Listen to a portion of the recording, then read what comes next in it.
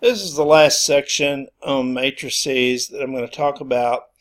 We're going to talk about the properties first, and I'll just go over these real quickly here. The additive properties, matrices. With matrices, you have an associative property, like if you're adding three matrices together, it doesn't really matter which two you add together first. You still get the same result. The commutative property for addition, remember, you do have a commutative property for addition, just not multiplication. So if you add two matrices together, you get the same thing no matter what order you add them.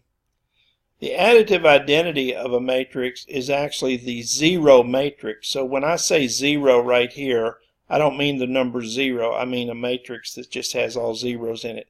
So if you add a matrix A to the zero matrix, it gives you A, and if you add the zero matrix to A, you get A.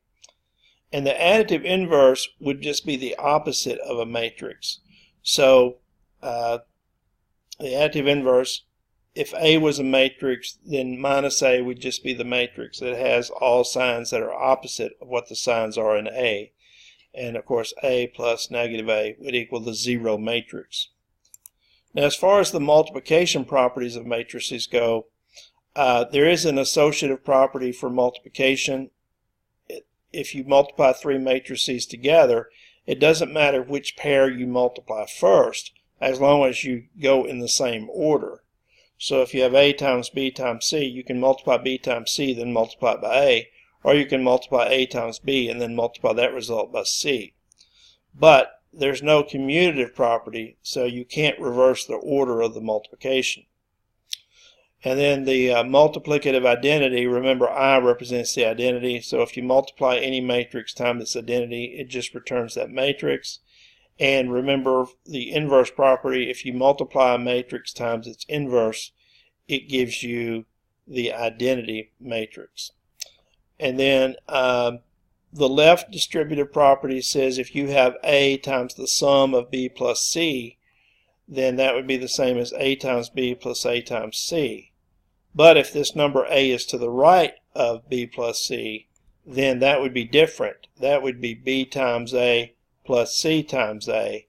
And these two are not the same because, remember, multiplication of matrices are not commutative. Therefore, A times B and B times A are not the same thing. And then the last thing here are the equality properties. It turns out that if two matrices are equal, then if you add a matrix to each of them, you will still have an equality. And if two matrices are equal and you multiply on the left by another matrix, by the same matrix, they will remain equal. Or if you multiply on the right by the same matrix, they will remain equal. So let me just show you a couple of formulas here, or equations here, where I'm going to solve for x. So let's say I want to solve the matrix equations for the matrix x. Now remember, all of these are matrices. A, x, and b are matrices here. All right. Now you can't divide both sides here by a because remember there's no division operation with matrices. So what you would have to do to solve this is you would have to multiply both sides of this on the left by A inverse, so that when you multiplied A inverse times A here, it would give you the identity matrix. So if you multiply on the left by A inverse, you end up getting A inverse times A, which is the identity matrix, and the identity matrix times x is just x. And then if you multiply on the left by A inverse, you also have to multiply on the right by A inverse. So on the right-hand side, we just get A inverse times B.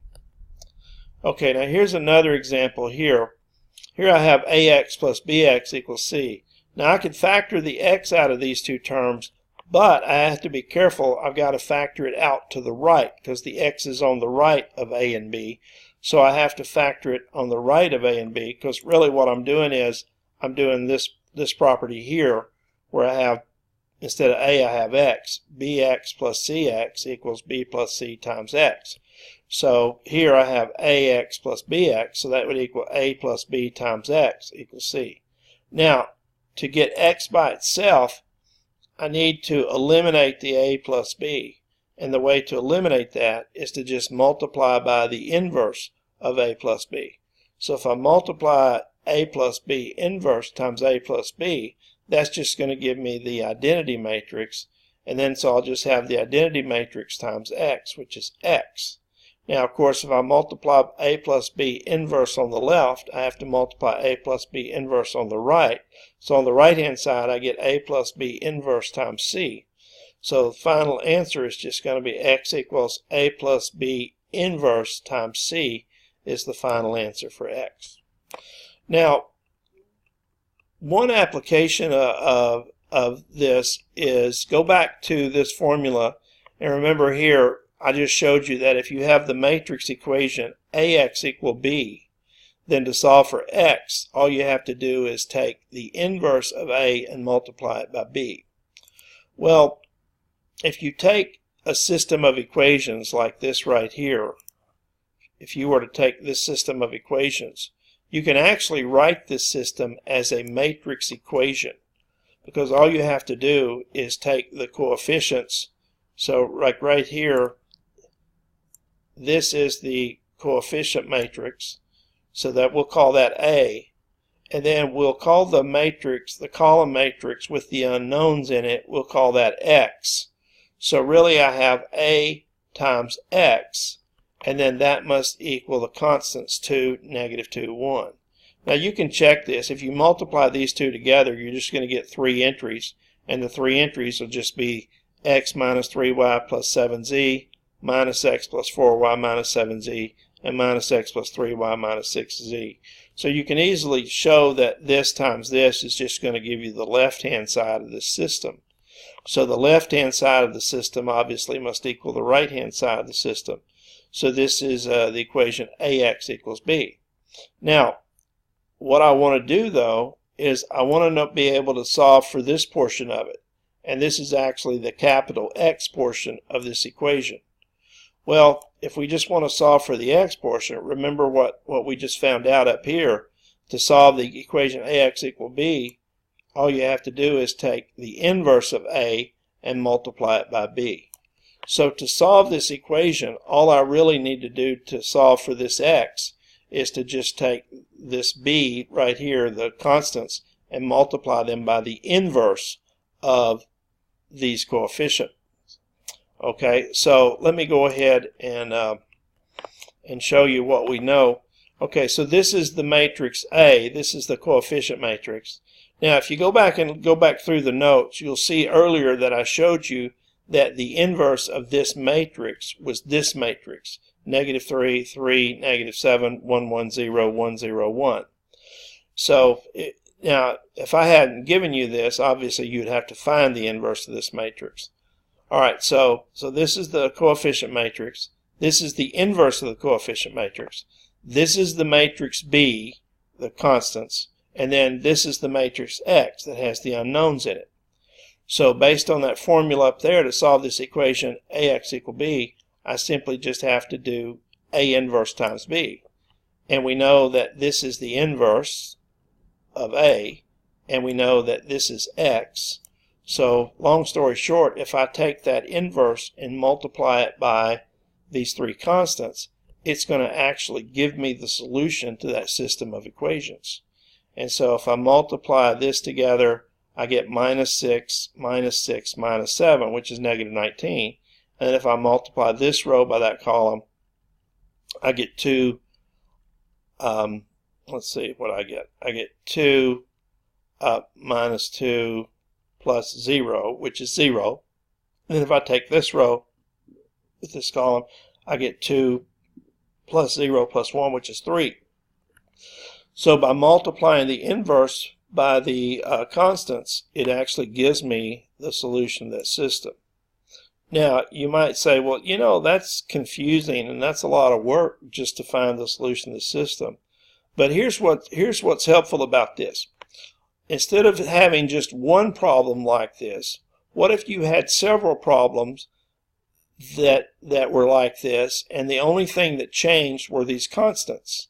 So like down here. So if you take a look down here, this problem here is the same as this, except for the constants have changed. The constants are now 3, 1, negative 2. Same thing here.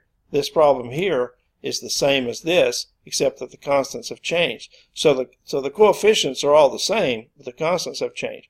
Well, then once you have this inverse, then all you have to do is multiply that inverse times your new set of constants here. So to solve this problem, I would simply take that inverse and multiply it by this set of constants. And to solve this problem, I would simply take that inverse and multiply it by this set of constants.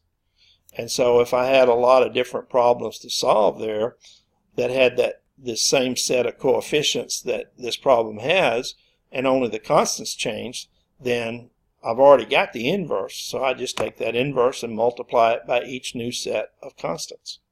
And this is actually called the matrix inverse method. So if you're asked to solve a problem using the matrix inverse method, then what you're going to have to do is you're going to have to get the inverse of the coefficient matrix, which was actually this, and then you're going to take that inverse and multiply it by the constants, whatever the constants are.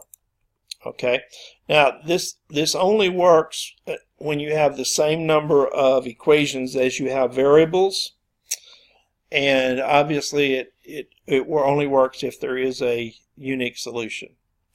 So anyway, that completes this section. You might see another section on Leonoff's model, but I just throw that in the module just for people that if they're interested in looking at it.